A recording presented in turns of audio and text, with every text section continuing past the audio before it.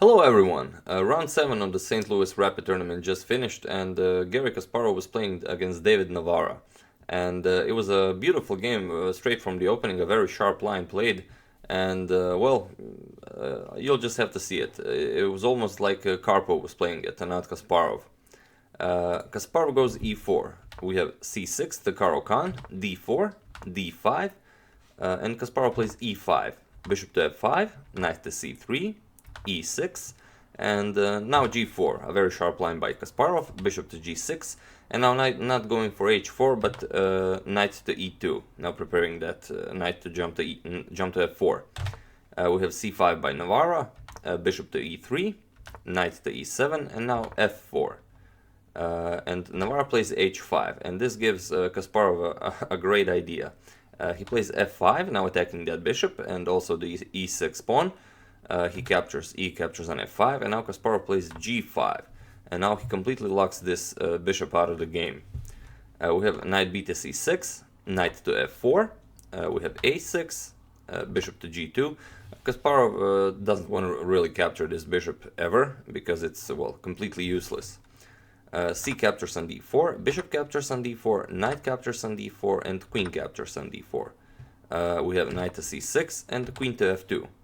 And bishop to b4, and here Kasparov goes for the queenside castle, so it's gonna be a very fun game. We have bishop captures on c3, b captures on c3, and now queen to a5, going for that a2 pawn and also for the c3 pawn. Kasparov plays rook captures on d5, and Navara plays queen captures on c3, and we have queen to c5. Now offering black to get this queen to a1 check, although it doesn't really accomplish anything. So here, after a while, Navara decided to trade the queens. Queen captures on c5, rook captures on c5, and okay, we got a very nice endgame here. Navara is a pawn up, but his position is completely terrible. This bishop is like he's like a piece down. So we have castles. Bishop captures on c6, b captures on c6, and now not capturing the pawn, but playing rook to d1. We have rook 8 to b8, and here is, well, probably the best move of the game. Kasparov plays c4. And this c4 is a great move. It prevents this. It's a total counter to this rook to b8 move. It prevents the rook from coming to b5 and also from going to b4 to harass this knight. So Navara plays rook f to d8. We have rook to d6 by Kasparov now, king to f8, and now rook captures on c6. We have rook d to c8, and now simply king to c2, improving the position, and Navara plays h4. So if this knight ever moves from f4, he will be able to activate his bishop with the h5 square. Kasparov plays rook captures on c8, rook captures on c8, and now simply king to c3. And already you can see that this bishop is still completely trapped, and Kasparov has a free entry, and well, this is a winning position for white. Navara plays a5, protecting this pawn, and Kasparov goes for it. He wants to grab this pawn as well, which isn't a bad move. We have rook to b8, and now rook captures on a5, and rook to b1, now activating his own rook. Kasparov plays c5, and we have rook to e1, attacking that e5 pawn. Rook to a8 check, king to e7, rook to a7 check, and king to e8. And we have knight to d3. And this knight to d3 move was, there was a better move here. The better move was e6, but Kasparov didn't have enough time to calculate this, as it would require a lot of calculating.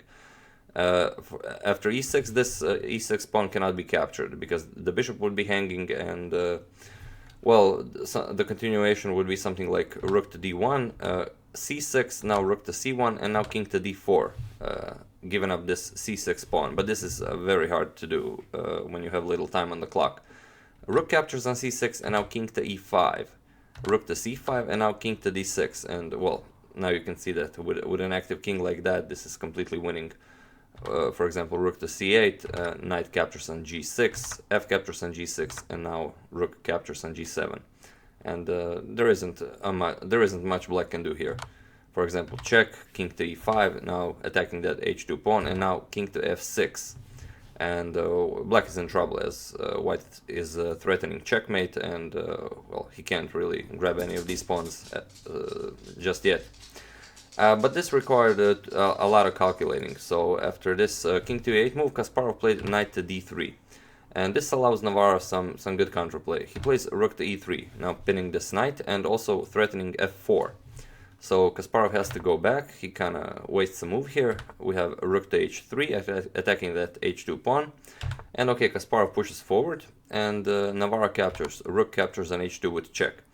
And even here, this is a completely winning position for Kasparov.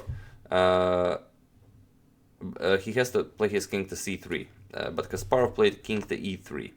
If Kasparov simply played king to c3, although this did also require some calculating with low time, after king to d8, e6, we have f captures on e6, and now simply knight to f4.